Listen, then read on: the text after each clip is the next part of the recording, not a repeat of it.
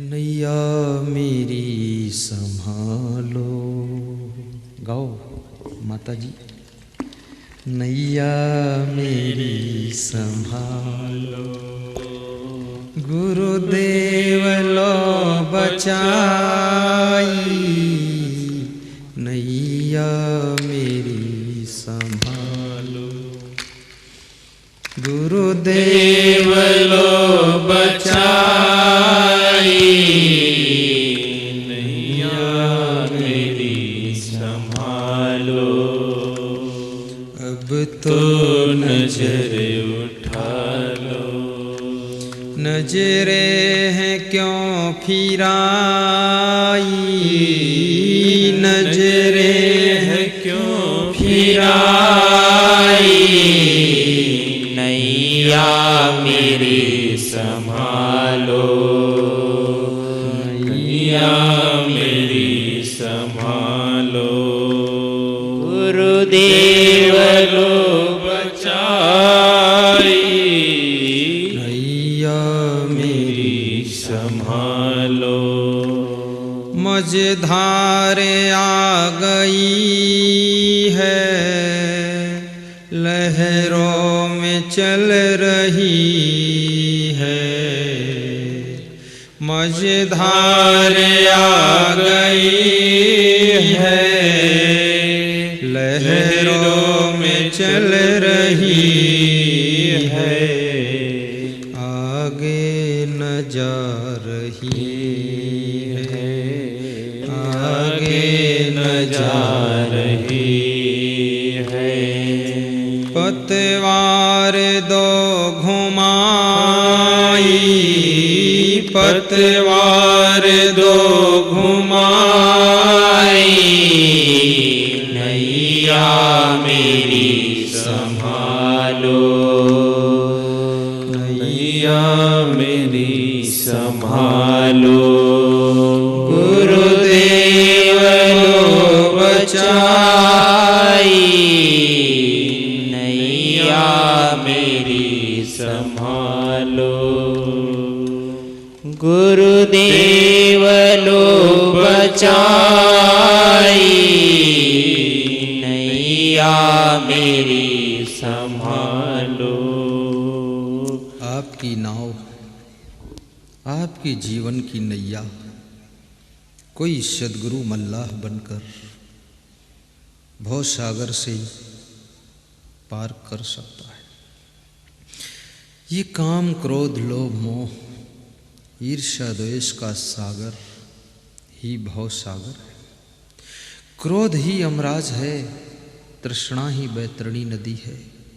क्रोधो वैवस्तो राजा, तृष्णा बैतरणी नदी। चाणक्य ने कहा है कि क्रोध यमराज का रूप है और तृष्णा बैतरणी नदी है। इससे पार करने के लिए सत्संग ही सहारा है। सत्संगत की महिमा बढ़ी, आए कर लो घड़ी दो घड़ी। एक घड़ी का सत्संग मन की बिगड़ी कड़ी को सुधार देता है। एक आदमी उत्तर प्रदेश में सुबह सुबह आया धन्यवाद देने के लिए। मैंने कहा बहुत खुश हो, धन्यवाद दे रहे।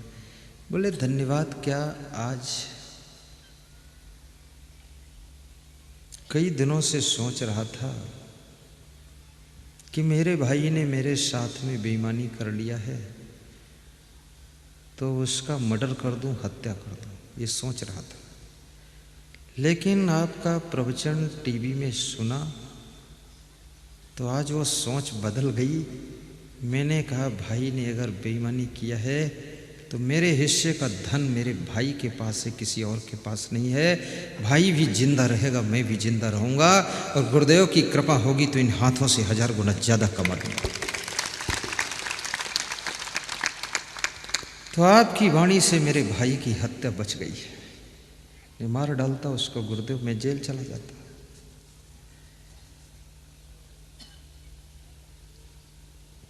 जिसकी वाणी को सुन करके क्रोध काबू हो जाए, जिसके शब्दों से स्वभाव सुंदर बनने लग जाए, जिसके सत्संग के प्रभाव से जिंदगी संवरने लग जाए, ऐसे सत्संग को अमृत वचन समझना, उनको संभाल कर सुनते रहना, उन महान पुरुषों की पुस्तकों को भी पढ़ना।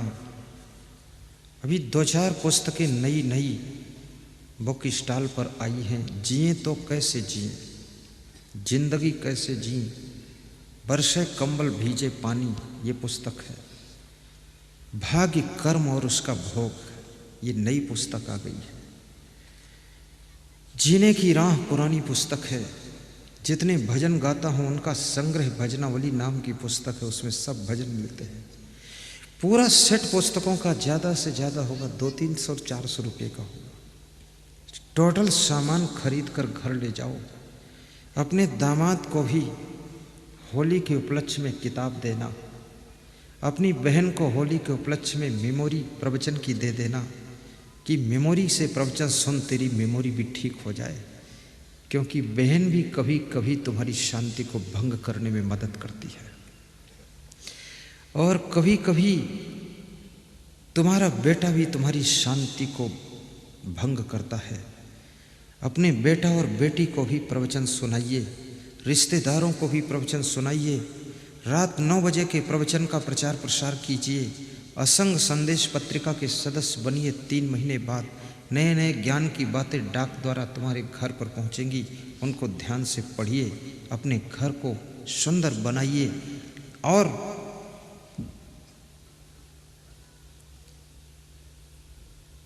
परस्पर ऐसे रहिए जैसे मधुमक्खियां बिना बिस्तर के हजारों की संख्या में एक ही छत्ते पर चिपक करके रहती हैं। कभी आपस में लड़ती नहीं है और उनसे कोई लड़ने आए तो जीतता नहीं है। इतनी ताकत उनके संगठन में होती है। छोटी छोटी मधुमक्खियां हाथी को भी पछाड़ा खिला देती हैं। याद रखना, जहां संगठन है वहां हाथी की भी हार हो जाती है, और जहां विघटन है वहां तो शेर भी भागता है। घर में संगठन बनाओ, एकता बनाओ, मेहनत भी करो, परिश्रम करो। माना कि ये संसार नाशवान है, स्वीकार करता हूं कि ये शरीर भी क्षणभंगुर है, आत्मा अमर है, सब नश्वर है, लेकिन जिंदगी जब तक जीना है तब तक जरूरत भी है, इसलिए कुछ करना भी चाहिए। सुंदर मकान भी बनाओ, अपने बूढ़े माँ बाप को भी अच्छे मकान में रख लो। तुमको गोद में लेकर जो माँ बचपन में तुमको लाड़ प्यार दिया है, जिस बाप ने कंधे पर बिठाकर तुमको चलाया है, जिस गुरु ने बचपन में तुमको इशारा सहारा सब कुछ दिया है, जवान होने पर कम से कम उनको गोद न लेना, कंधे पर न बिठाना, लेकिन अपने गाड़ी में बिठा करके उनको सत्संग में ले आना। कहना, पिताजी सत्संग में चलो।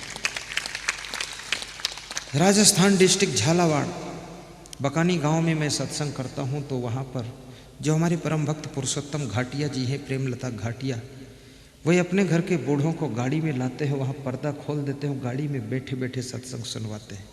कहते हैं ये उतर नहीं सकते, कमज़ोर ज़्यादा हैं, इसलिए गाड़ी से सुनेंगे। इन्होंने हमको गोद में लेकर के तब सत्संग सुनवाया था, तो मैं गाड़ी की सीट पर बिठा कर इनको सत्संग सुनवाऊंगा। चारों धाम की यात्रा करो न करो, तीर्थों में जा पाओ न जा पाओ, लेकिन सत्संग में अगर चले जाओगे, ये सब तीर्थों का फल सत्संग देता है, और सब धाम का फल सत्संग में मिल जाता है।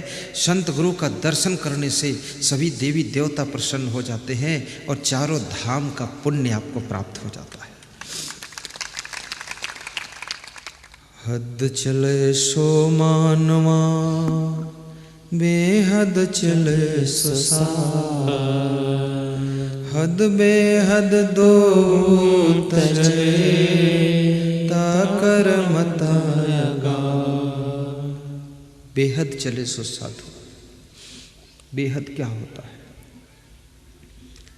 जो गृहस्थ आश्रम के मोह को त्याग दे, जो संसार की भोग विलास को त्याग दे।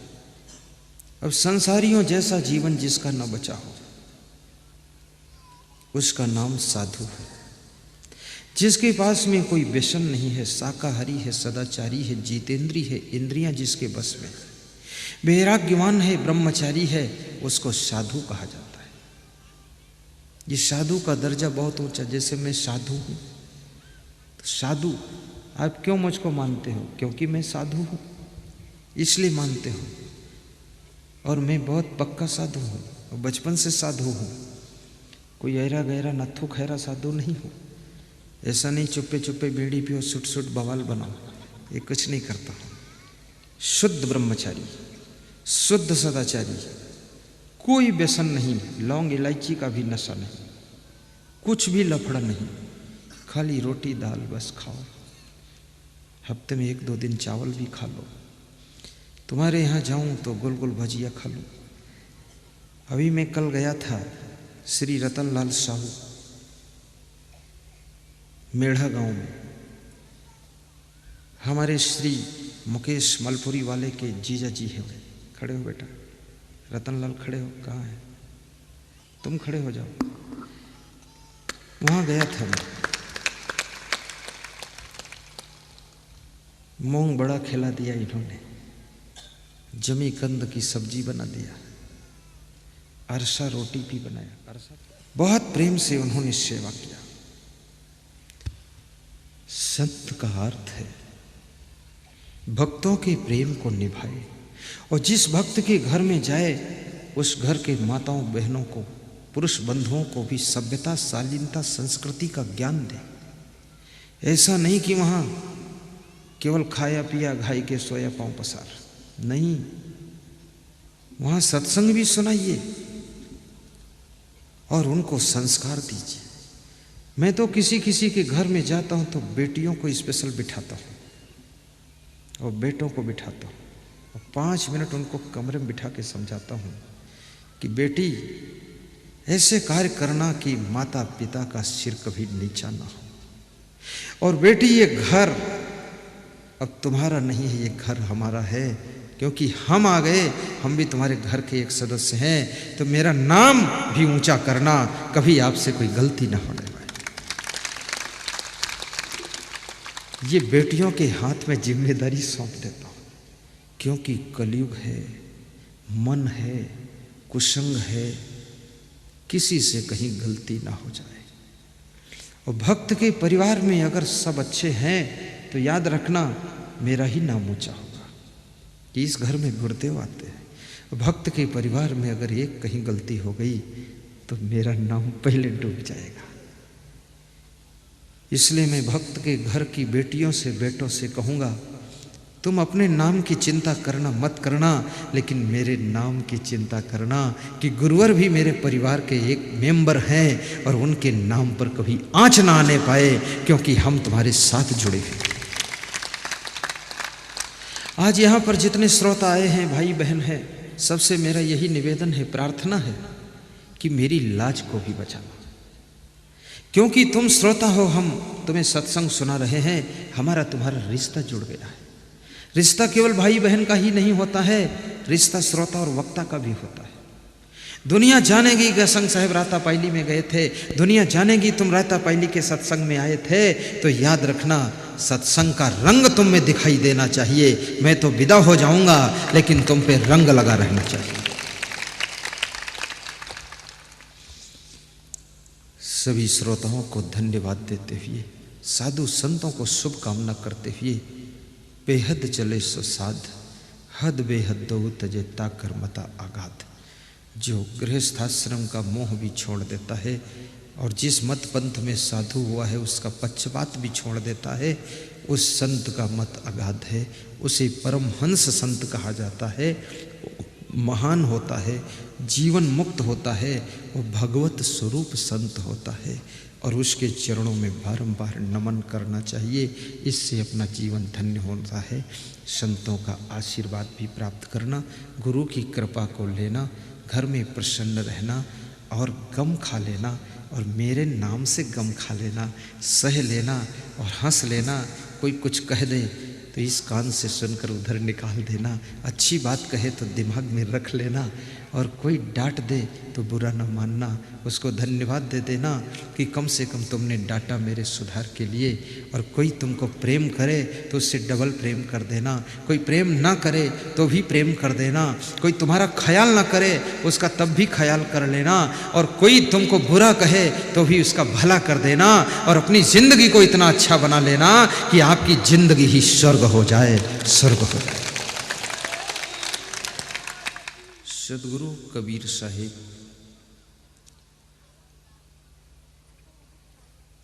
से किसी भक्त ने प्रश्न पूछा है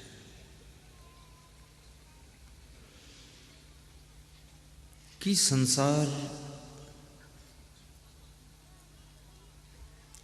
सुख रूप है कि दुख रूप है।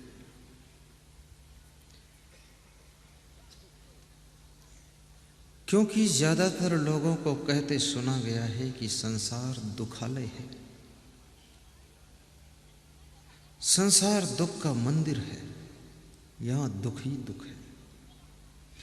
लेकिन कबीर साहब कहते हैं संसार जैसा है तैसा है। अगर दुख रूप होता संसार तो सभी दुखी होते, यदि सुख रूप होता संसार तो सभी सुखी होते। संसार ना तो दुख रूप है न सुख रूप है, संसार तो संसार के रूप में है। संसार में रहने वाले संसारी लोग जब अच्छे कर्म करते हैं, परोपकार करते हैं, तो जिंदगी में सुख का सूरजोदय हो जाता है। और संसार में रहने वाले लोगों का जब मन बिगड़ जाता है तो वहां दुख शुरू हो जाता है। कितने लोग जिस घर में रहते हैं कहते हैं ये घर में कोई बाधा बला है इसलिए दुख है। घर में बाधा बला नहीं है, घर में रहने वाले लोगों के स्वभाव में बाधा बला है, उनकी वाणी में बाधा बला है, उनके आचरण में बाधा बला है। घर तो मिट्टी की दीवारों का है, ईंट सीमेंट का घर है, घर में कोई बाधा बला नहीं होती है। और याद रखना, घर में रहने वालों में बाधा बला होती है। अगर घर में रहने वाले लोग सत्संग में डुबकी लगा लें तो उनके दिल की भी बाधा बला खत्म हो जाएगी, फिर घर में शांति आ जाएगी।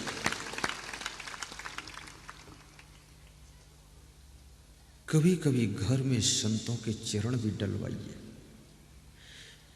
चरण न पहुंच सके तो उनका चरणामृत छिड़काव कर दीजिए। तपस्वी संत का चरणामृत भी जो पान कर लेता है उसके मन के विकार शांत होते हैं। तो कबीर साहब कहते हैं दुख और सुख ये मनुष्य की सोच से पैदा होते हैं।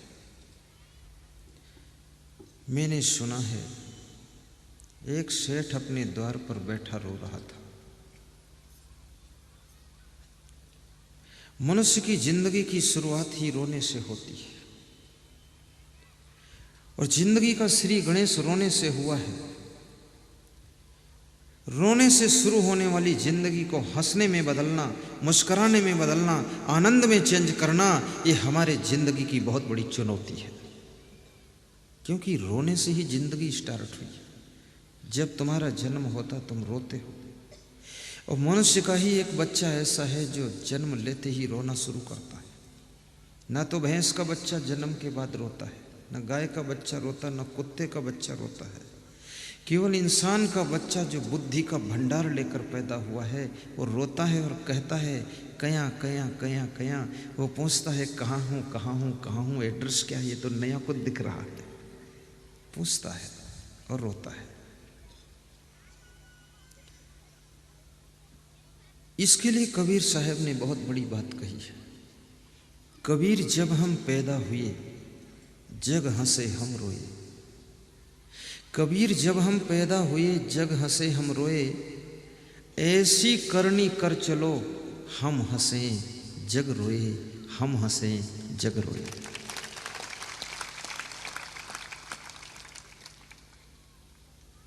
कितनी बड़ी बात है। कबीर का लोहा पूरे संसार में लोग मानते हैं। क्यों? लोग कहते हैं कबीर साहब पढ़े लिखे नहीं थे, लेकिन मैं कहता हूँ कबीर साहब पढ़े लिखे थे कि नहीं थे न मुझे पता है ठीक से, न तुमको पता है, लेकिन कबीर साहब जैसे थे तैसे थे, अच्छे थे, महान थे। और कबीर साहब भले पढ़े न हों, लेकिन आज पीएचडी करने वाले लोग भी कबीर को पढ़ करके पीएचडी की डिग्री प्राप्त कर रहे हैं। अब सोचिए कबीर साहब में कुछ विलक्षण प्रतिभा रही होगी। जो व्यक्ति खुद स्कूल न गया हो उस व्यक्ति को ही स्कूल में पढ़ा जा रहा हो, ये तो बड़ी मार्मिक बात होगी। हृदय को छूने वाली बात है। कबीर साहब पढ़े लिखे लोगों से भी ज्यादा पढ़े थे, वो पढ़ों को भी पढ़ाने वाले थे। ऐसे थे यमे किए हुए लोग कबीर के दोहों का अर्थ निकालने में पसीना छूट जाता है। कबीर बोलते हैं बरसे कंबल भीजे पानी, कबीर की है उल्टी बानी, बैल बियाए गाय भय बंझा, बछरू दोहिए तीन तीन संझा। ये बात सुन करके ऐसे लगता बैल कैसे जन्म देगा बच्चों को। और कबीर साहब कहते बैल बच्चों को जन्म दे रहा हो, गायें बांझ हो गई और बछड़े तीन तीन मीटिंग दूध दे रहे हैं। क्या गजब कर दिया कबीर साहब। इसका अर्थ कैसे निकालोगे? बैल कौन है? दुर्बुद्धि रूपी बैल है। दुर्बुद्धि रूपी बैल काम क्रोध लोभ मोह रूपी बछड़ों को जन्म देता है। सद्बुद्धि रूपी गाय बांझ हो गई है और काम क्रोध लोभ मोह के बछड़े सुबह दोपहर शाम तीनों टाइम दुहे जा रहे हैं। हर आदमी सुबह और दोपहर शाम को काम क्रोध लोभ मोह के ही चक्कर में पड़ा रहता है, उन्हीं को दुहता रहता है, उसी लफड़े में फंसा रहता है। इसलिए कबीर साहब ऐसा कहते हैं बैल बियाई गाय भई बंझा, बरसे कंबल भीजे पानी। कंबल बरस रहा और पानी भीग रहा है। इस नाम की पुस्तक भी एक मैंने लिखा है, 80 पेज की होगी करीब, स्टॉल पर मिलती है। पूरा इसके रहस्य को समझना है कि बरसे कंबल भीजे पानी क्या चीज़ है, तो आपको किताब खरीदनी पड़ेगी, 10-20 रुपया खर्च करना पड़ेगा। बाकी शॉर्ट में मैं बता देता हूँ। कुछ लोग ऐसे हैं जिनके मन नहीं खरीदने का, तो मन नहीं तो हमेशा ही बता देते हैं, लेकिन उसमें बरसे कंबल की बहुत बड़ी व्याख्या किया। बहुत अच्छी मार्मिक पुस्तक है। कंबल का स्वभाव गर्म होता है, पानी का स्वभाव ठंडा होता है। पानी की बड़ी महिमा है। पानी के बारे में कहते हैं पानी गंदा हो तो भी संभाल कर रखना चाहिए, क्योंकि गंदा पानी प्यास तो नहीं बुझा सकता है, लेकिन लगी हुई आग को बुझा सकता है। आग पर डाल दिया जाए तो बुझा देगा। पानी जैसे रिश्ते, दुनिया में रिश्ते आपके कोई काम ना रहे हों, लगता है बेकार रिश्ता है, लेकिन उसको भी निभा लेना, तोड़ना मत, क्योंकि वो रिश्ता कम से कम जब किसी की मृत्यु होगी, जब किसी का विवाह होगा, तब वो रिश्तेदार आकर खड़ा होगा तो भीड़ की संख्या बढ़ाएगा, तो तुम्हारे आंगन की द्वार की शोभा बढ़ जाएगी। उस रिश्तेदार को भी संभाल कर रखिए, कभी काम आ सकता है।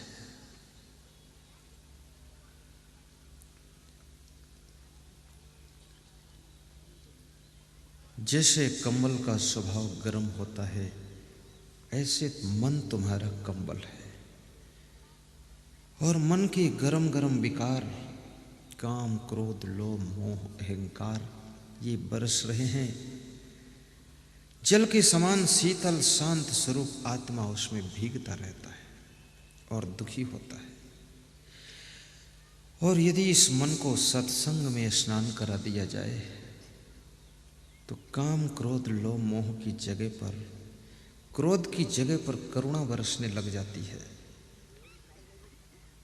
लोभ की जगह पर उदारता त्याग और दान आ जाता है। अभिमान की जगह पर सरलता और नम्रता की बरसात होने लग जाती है। मोह की जगह पर प्रेम और श्रद्धा की बरसात शुरू होती है। और काम वासना की जगह पर भक्ति और उपासना की बरसात शुरू हो जाती है। याद रखना, सत्संग मिल जाए तो मन की बरसात भी चेंज हो जाती है। जो मन पहले काम क्रोध को बरसा रहा था, वही मन दया क्षमा संतोष की बरसात करता है, और जिससे हमारे आत्मा का कल्याण होता है। चाणक्य ने एक बहुत अच्छा श्लोक लिखा है। चाणक्य नीति कभी कभी पढ़ा करो। राजनीति में काम करने वालों से मैं कहूँगा कि चाणक्य नीति पढ़ो, विदुर नीति पढ़ो, और कबीर के 100 दोहे याद करो, रामायण की 200 चौपाई याद करो, और उसके बाद राजनीति करो। दमादम मस्त कलंदर तुम्हारा पहला नंबर। हाँ, बड़ी चतुराइयाँ सीख जाओगे तुम उससे। विदुर जी ने एक बहुत अच्छा श्लोक लिखा है, चाणक्य का भी बताऊंगा मैं। विदुर जी ने कहा है, जो सुख के समाचार आने पर भी हर्ष में फूलता नहीं है, दुख की सूचना मिलने पर शोक में डूबता नहीं है, प्रतिकूलता पड़ने पर भी क्रोध की ज्वालामुखी में जलता नहीं है, वो राज्य और लक्ष्मी का अधिकारी होता है। राज्य और लक्ष्मी का अधिकारी होता है। जिसकी एक बार हार हो गई, शोक में डूब गया, दुख में डूब गया, नर्वस हो गया, निराश हो गया, डिप्रेशन में पहुंच गया और चिल्लाता घूम रहा, मैं तो हार गया, मैं तो हार गया। हार को भी बाहर की हार असली हार नहीं है। याद रखना मेरे भाइयों बहनों, मनोबल की हार, आत्मबल की हार असली हार है। जिसके पास में आत्मबल है वो हारने के बाद भी जीत का द्वार खोल देता है, और जिसके पास आत्मबल नहीं है वो जीतने के बाद भी हार का ही मुंह देखता है।